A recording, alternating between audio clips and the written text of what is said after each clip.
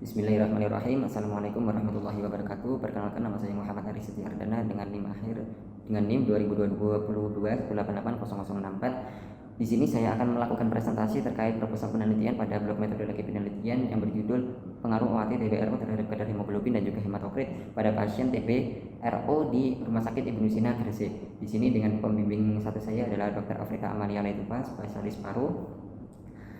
Saya akan membahas kenapa saya memilih judul ini sebagai latar belakang saya. Yang pertama adalah tuberkulosis itu disebabkan oleh bakteri Mycobacterium tuberculosis. Jadi penyakit ini itu masih menjadi perhatian pemerintah kesehatan, khususnya di negara Indonesia sendiri, yang mana pada tahun 2023 Kemenkes itu mengemukakan di tahun 2022 itu Indonesia menjadi peringkat kedua di dunia dengan kasus TB itu sebesar 969.000 kasus, yang mana ini itu cukup meningkat dibandingkan dengan data dari WHO pada tahun 2018 yang mengatakan bahwa Indonesia itu menjadi negara peringkat ketiga di dunia.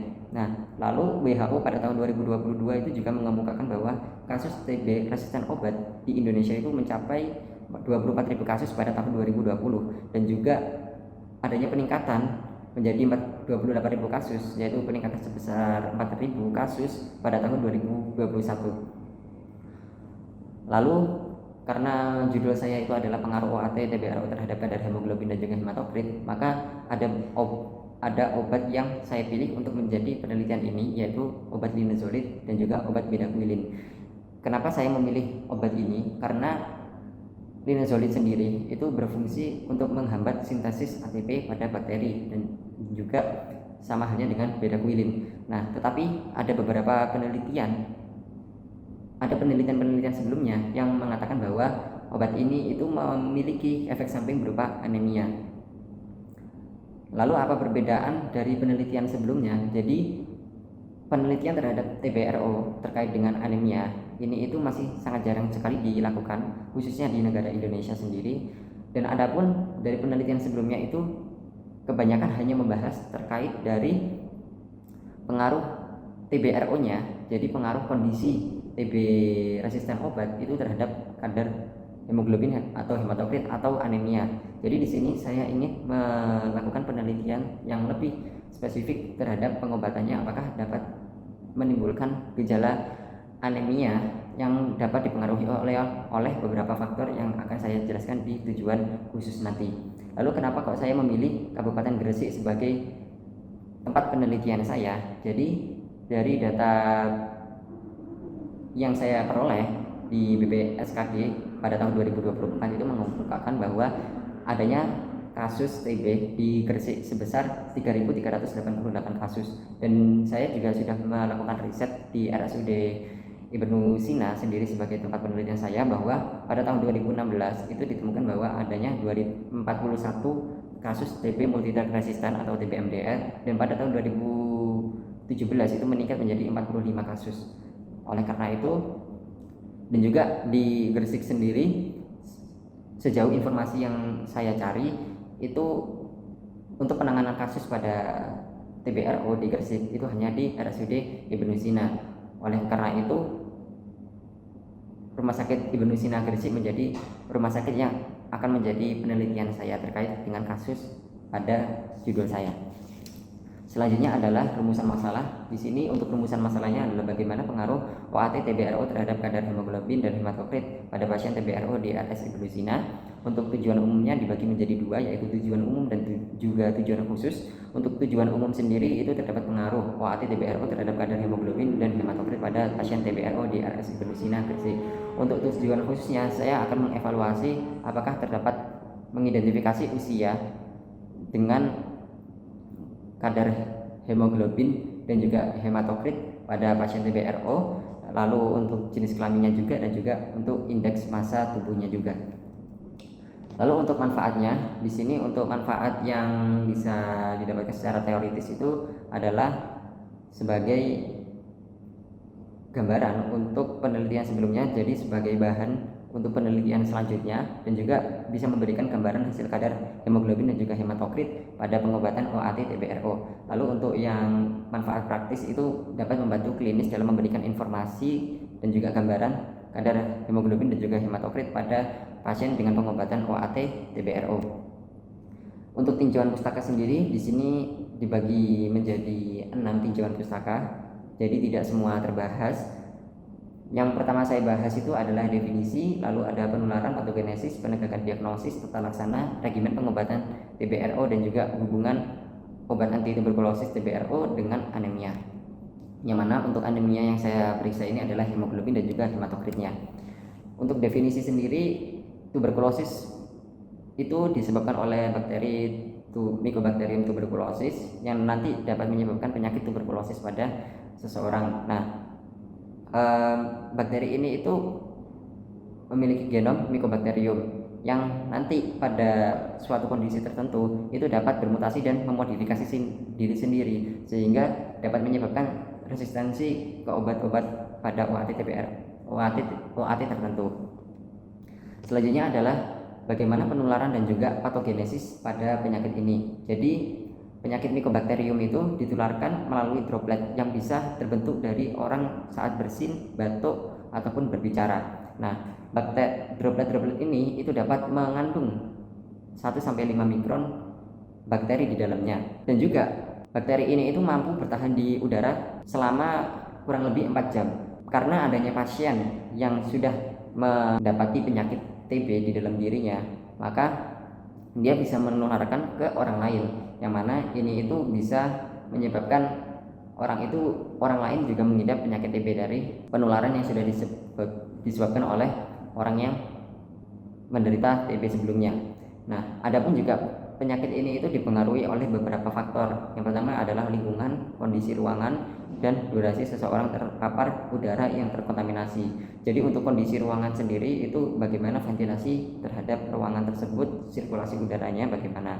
Nah, untuk menjadi TBRO ini itu bisa berasal dari 2 hal. Yang pertama didapat, yaitu kalau didapat berarti Mycobacterium tuberculosisnya itu mengalami modifikasi struktur sehingga dia mampu bertahan terhadap OAT tertentu. Lalu untuk yang ditransmisikan berarti seseorang yang sudah mengidap TBRO itu dapat menularkan TBRO-nya ke orang lain tanpa gejala TBRO sebelumnya. Lalu selanjutnya adalah penegakan diagnosis dan juga tata laksana.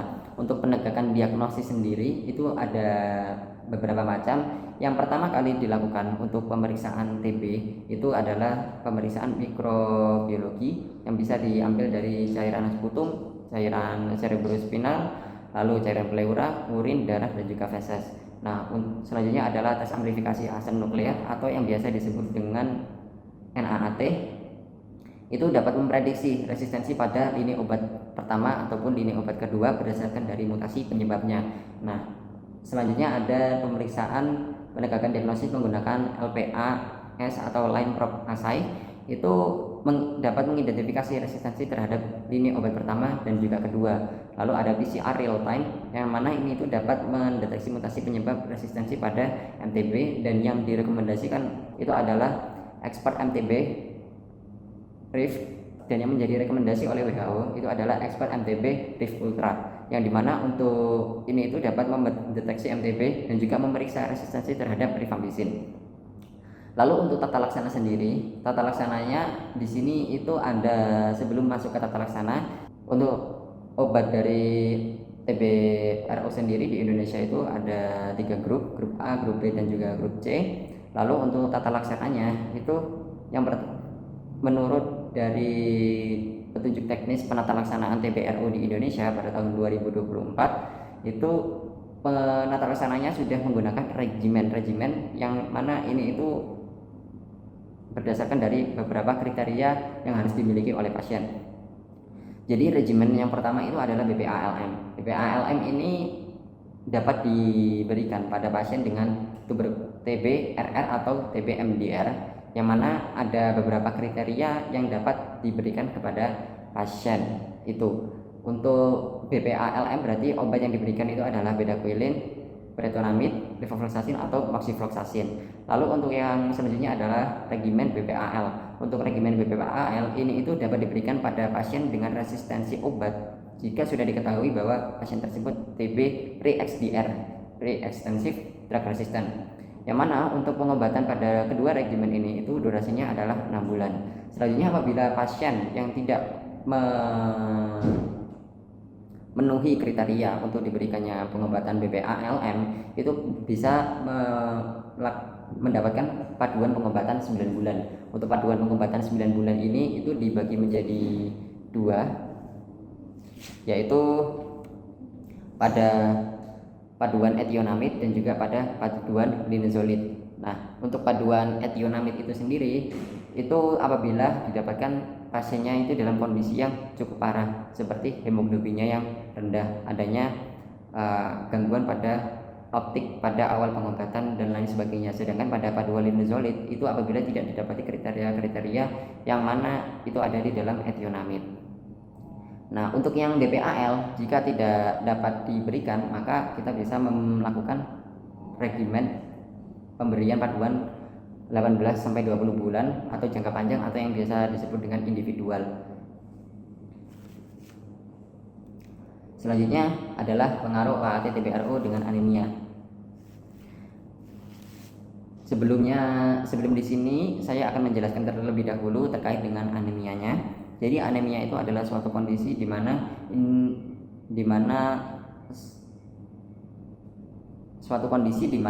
keadaan tubuh itu kekurangan sel darah merah atau bisa kekurangan hemoglobin. Nah, hemoglobin sendiri itu adalah suatu struktur yang dapat mengangkut oksigen untuk mencukupi kebutuhan dari sel-sel yang ada di dalam tubuh. Dan juga untuk hematokrit itu adalah rasio volume sel darah merah di dalam aliran vaskularisasi dalam tubuh. Nah, lalu juga ada anemia yang disebabkan oleh suatu penyakit kronis, yang mana anemia ini itu dapat timbul dari adanya sitokin inflamasi yang disebabkan oleh adanya penyakit kronis, yang mana ini akan meningkatkan hepsidin. Nah, hepsidin yang meningkat yang disintesis oleh hati ini itu dapat menurunkan kadar ferrin yang ada di dalam tubuh atau kadar zat besi, dan juga absorpsi pada zat besi pun juga akan berkurang, sehingga untuk sintesis hemoglobinnya juga akan menurun dan terjadilah anemia. Lalu untuk hubungan dari OAT-TBRO dengan anemia, TBRO bakterinya ini itu dapat merusak bagian permeability transmission pore complex atau yang biasa disebut dengan MPTC. Akibatnya apa? Akibatnya terjadilah disfungsi mitokondria. Nah, karena adanya disfungsi mitokondria, dan mitokondria itu adalah suatu struktur dalam sel yang bertugas untuk menghasilkan energi, maka adanya penurunan ATP. Dikarenakan adanya penurunan ATP, maka terjadilah supresi sumsum tulang, yang mana untuk membentuk sel-sel darah merah ini itu tidak dapat maksimal. Lalu untuk dari segi OAT-TBRO nya sendiri, itu karena saya membahasnya itu adalah yang linezolid dan juga yang bedaquiline, maka linezolid sebenarnya itu juga bisa menyebabkan disfungsi mitokondria, dikarenakan mekanisme kerja dari linezolid sendiri itu adalah menghambat sintesis protein di dalam suatu struktur bakteri, yang mana ini itu secara tidak langsung juga dapat menghambat sintesis protein di sumsum tulang. Nah, lalu linezolid itu juga dapat mengganggu fosforilasi miosin rantai ringan 2, yang mana ini itu adalah suatu hal yang dibutuhkan oleh megakaryosit untuk pematangan. Karena fosforilasi miosin rantai 2-nya itu terganggu, otomatis megakaryositnya juga akan terganggu, dan akhirnya terjadilah supresi pelepasan pada platelet yang dapat menyebabkan anemia dan juga trombositopenia. Lalu untuk yang linezolid ini itu akan bergabung dengan membran polisakarida dari bakteri menjadi kompleks linezolid platelet dan juga imunoglobulin G, yang nanti itu dapat menyebabkan anemia. Yang selanjutnya adalah kerangka konseptual dan juga hipotesis. Jadi untuk kerangka konseptualnya di sini ada bagian yang saya teliti dan juga ada bagian yang tidak saya teliti. Jadi sesuai dengan penjelasan di awal bahwa penyakit tuberkulosis itu disebabkan oleh bakteri Mycobacterium tuberculosis, yang mana pada hasilnya itu dapat ditemukan bahwa pasien itu sensitif obat ataupun resisten obat, dan di sini yang saya teliti itu adalah yang resisten obat. Lalu oleh karena itu pasien akan mendapatkan pengobatan TBRO. Nah, pengobatan TBRO ini itu ada mekanisme kerja obat dan juga efek samping pada obat. Di sini yang saya teliti itu adalah efek samping pada obat yang nantinya akhirnya itu ada menggambarkan kondisi suatu anemia pada pasien yang terindikasi TBRO dengan pengobatan OAT-TBRO itu tersebut. Dan ada hal lain yang dapat menyebabkan suatu anemia yang tidak saya teliti, itu adalah kehamilan dan juga genetik. Jadi untuk hipotesis penelitian saya itu pada H0-nya itu tidak terdapat pengaruh UAT TBRO terhadap kadar hemoglobin dan juga hematokrit. Lalu untuk H1-nya itu terdapat pengaruh UAT TBRO terhadap kadar hemoglobin dan juga hematokrit.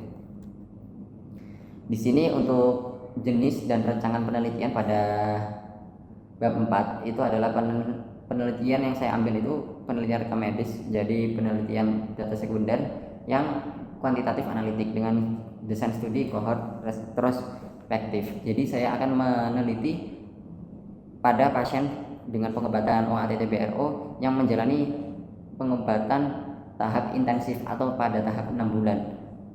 Lalu untuk populasinya sendiri itu adalah seluruh pasien TBRO di RSUD Ibnu Sina Gresik dengan informasi lengkap terkait dengan jenis OAT dan juga pemeriksaan darah pada laboratoriumnya.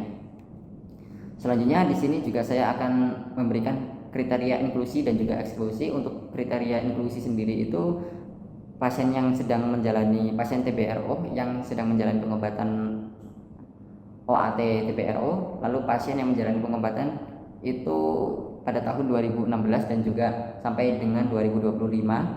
Lalu untuk pasien dengan usia 15 sampai 70 tahun, karena pada kriteria pengobatan TBRO itu ada kriteria bahwa anak harus di atas 14 tahun untuk dapat mendapatkan pengobatannya. Lalu untuk pasien yang dilakukan pengukuran HB dan juga HCT secara berkala. Untuk kriteria eksklusi yaitu adalah pasien TBRO dengan penyakit komorbid, penyakit seperti penyakit ginjal kronis atau PGK, lalu ada penyakit hati kronis dan juga autoimun seperti lupus erythematosus dan juga autoimun aplastik.